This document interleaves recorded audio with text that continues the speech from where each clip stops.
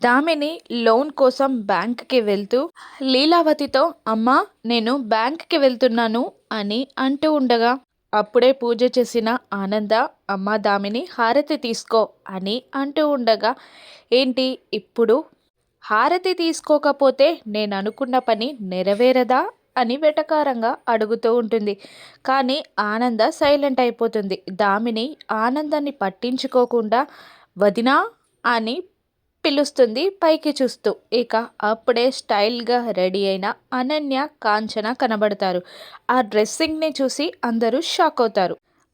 అనన్య, కాంచన ఇద్దరు స్టైల్‌గా రెడీ అయి కిందికి దిగి వస్తారు. వాళ్ళ గెటప్‌ని చూసి ఆశ్చర్యపోయిన అందరినీ చూసి నవ్వుకుంటుంది అనన్య.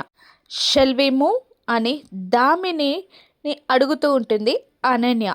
మరి హారతి అన్నట్టుగా ఆనంద దామిని వైపు చూస్తుండగా అదేది పట్టించుకోకుండా అనన్య, దామిని ముందుకు వెళ్ళబోతూ ఉండగా దామిని కాలికి తన కాలిని అడ్డం పెట్టి ఇద్దరు ఆనంద కాళ్ళపై పడేలా చేస్తుంది శరణ్య. ఆ దెబ్బకి దామిని, అనన్య ఇద్దరు ఆనంద కాళ్ళపై పడతారు. ఆనంద శరణ్య వైపు చూడగా చిన్నగా నవ్వుతుంది శరణ్య. ఆనంద కూడా నవ్వుతుంది. కోపంగా చూస్తూ వాళ్ళిద్దరూ పైకి లేచి వెళ్ళిపోతారు. ఒక షాప్ ముందు నిలబడగానే రిపోర్టర్స్ వస్తారు. "నేనే అరేంజ్ చేశాను" అని అంటూ అనన్య, కాంచన పక్కకి వెళ్ళిపోతారు. రిపోర్టర్స్ ఇలా అడుగుతూ ఉంటారు దామినిని, "ఏంటి మీరు రాజ్‌కోటి సిల్క్స్ నుండి విడిపోయి ఈ షాప్ పెట్టనున్నారా?" అని అడుగుతూ ఉండగా, "మీరేదైనా అనుకోండి" అని అంటూ ఉంటుంది దామిని.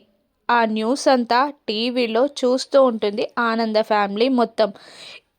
ఇంతకుముందు రాజ్‌కోటి సిల్క్స్, ఇప్పుడు లీలావతి టెక్స్టైల్స్ అని చెప్తూ ఉంటుంది దామిని. ఆ మాట విని లీలావతి, ఆనంద ఇద్దరు షాక్ అవుతూ ఉంటారు.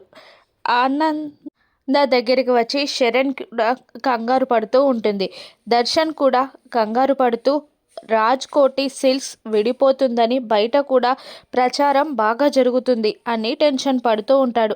ఆనంద, శరణ్య ఈ సమస్యని ఎలా దాటుతారో, దామినికి, అనన్యకి ఎలా బుద్ధి చెప్తారో రానున్న ఎపిసోడ్స్‌లో చూద్దాం. Thank you for watching.